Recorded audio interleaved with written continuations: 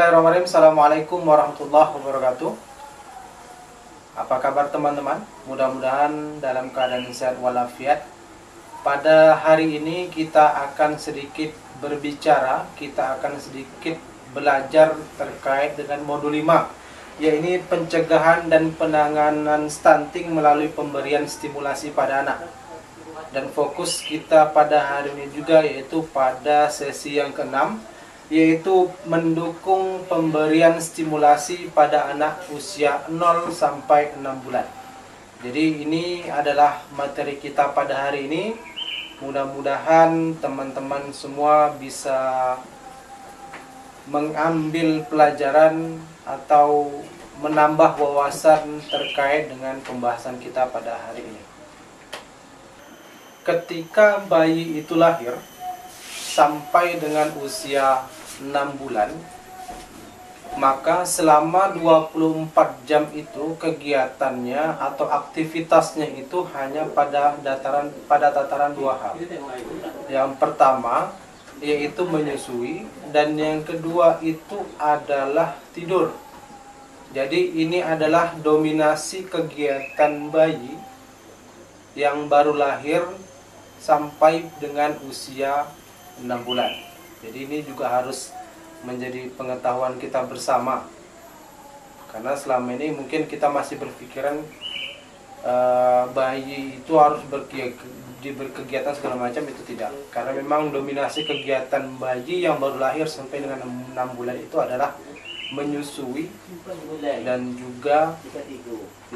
Nah, bayi sendiri itu sebenarnya juga memerlukan stimulasi atau rangsangan agar tumbuh kembang otaknya itu menjadi lebih optimal, tumbuh kembangnya itu menjadi lebih baik, dan kemudian juga mencegahnya stunting. Ada beberapa hal atau beberapa kegiatan yang juga sebenarnya ini dapat mendukung perkembangan otak bayi selama 0 sampai 6 bulan. Kegiatan ini adalah kegiatan sehari-hari sebenarnya, tapi ketika kita mampu mengambil atau mampu memberikan stimulasi yang baik, maka ini akan menjadi sesuatu yang sangat bermanfaat bagi bayi. Apa sajakah kegiatan tersebut? Setidaknya ada 4 kegiatan yang memang ini dilakukan sehari-hari, tapi ketika kita mampu memberikan stimulasi kepada bayi tersebut, maka ini akan mendukung proses stimulasi pada anak. Yang pertama yaitu kegiatan menyusui. Nah, karena ini tidak ada bayi, maka kita akan mencoba mempraktekkan dengan sesuatu yang ya kita anggap saja ini bayi gitu. Saya sudah menyediakan boneka, jadi ini. Nah, jadi teman-teman, kegiatan pertama itu yang dalam rangka mendukung stimulasi bayi adalah kegiatan menyusui. Dan ini memang sangat lumrah dilakukan, menyusui begitu ya. Baik itu menyusu badan atau menyusu dengan susu formula. Nah, ketika sedang menyusui, di mana letak stimulasi pada bayi tersebut? Nah, ini dia. Jadi saat kita menyusui, yang kita lakukan ini adalah sederhana sebenarnya, cuman ini akan memberikan stimulasi yang terbaik bagi bayi. Ketika kita menyusui, kita cukup memandang bayi tersebut, kemudian kita melakukan gerakan mengelusnya, maka ini merupakan salah satu stimulasi bagi bayi.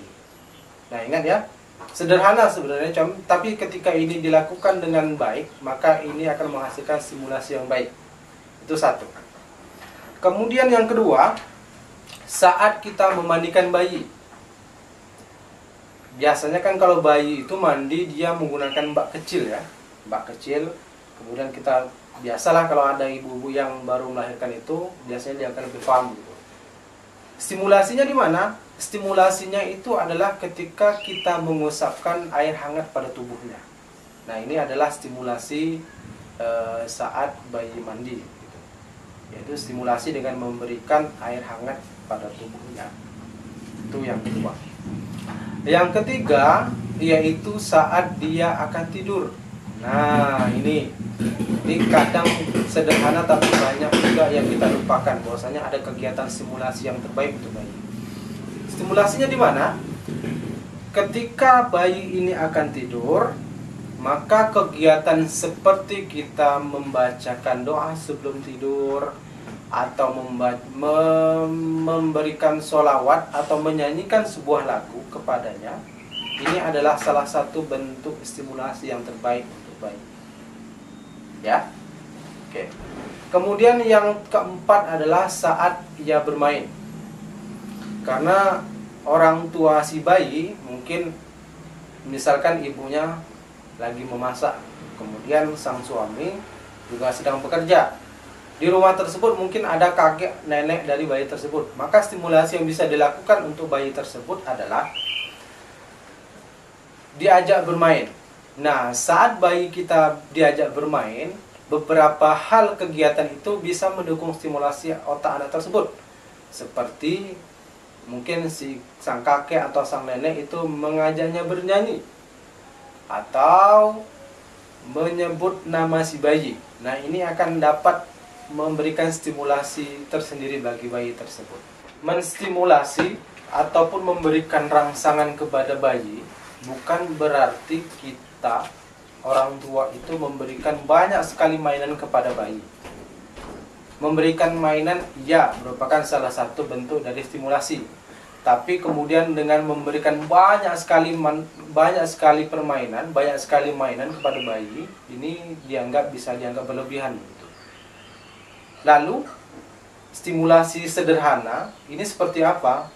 Stimulasi sederhana yang sangat penting sebenarnya adalah ketika seorang ibu itu menyusui sang anak, kemudian mengelus si bayi dengan sangat lembut dan penuh dengan kasih sayang. Ini adalah salah satu bentuk stimulasi yang paling penting bagi si bayi. Ini yang kadang banyak dilupakan. Mudah-mudahan dengan ada materi seperti ini, ibu-ibu di luar sana yang sedang menonton video ini bisa lebih mengerti bahwasanya stimulasi itu tidak hanya melulu pada persoalan permainan, pada persoalan banyaknya mainan yang diberikan, tapi dengan memberikan rangsangan, menyentuh dengan lembut si bayi dengan penuh kasih sayang, ini merupakan salah satu bentuk stimulasi yang terbaik untuk si bayi tersebut. Kemudian selanjutnya, ini sering sekali terjadi gitu. Jadi kadang kita beranggapan bahwasanya anak yang menangis itu merupakan anak yang rewel. Banyak sekali anggapan-anggapan seperti itu. Perlu kita ketahui bahwasanya tidak semua anak menangis itu ia rewel. Ada kalanya anak menangis itu ia memang sedang berkomunikasi kepada kita. Entah ia lapar, entah ia kenyang, entah ia merasa tidak nyaman. Ini adalah salah satu bentuk komunikasi bayi kepada kita. Makanya kita pun juga sebenarnya juga harus lebih paham begitu, apa yang diinginkan oleh si bayi begitu.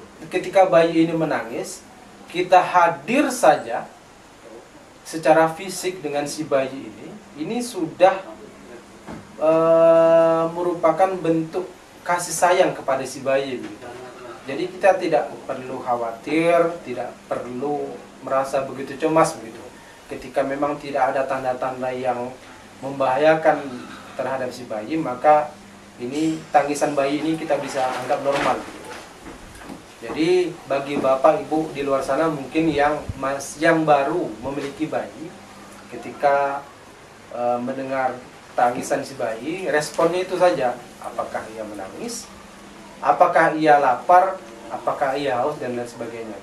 Jadi itu tadi materi kita pada hari ini.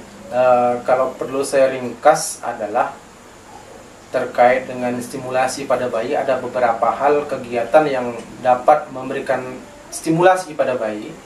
Yang pertama itu ketika kita sedang menyusui bayi, maka hal sederhana seperti memandangnya kemudian mengelusnya dengan lembut itu adalah bentuk stimulasi. Yang kedua, ketika ia mandi, ketika kita mengusapnya dengan air hangat, itu juga bentuk stimulasi.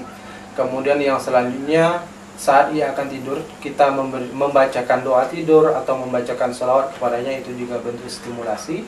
Keempat, ketika dia bermain, kita mengajaknya bernyanyi, kemudian bermain dengan ciloba, itu juga adalah bentuk stimulasi begitu. Jadi itu mungkin untuk materi kita pada hari ini.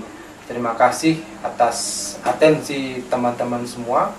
Assalamualaikum warahmatullahi wabarakatuh.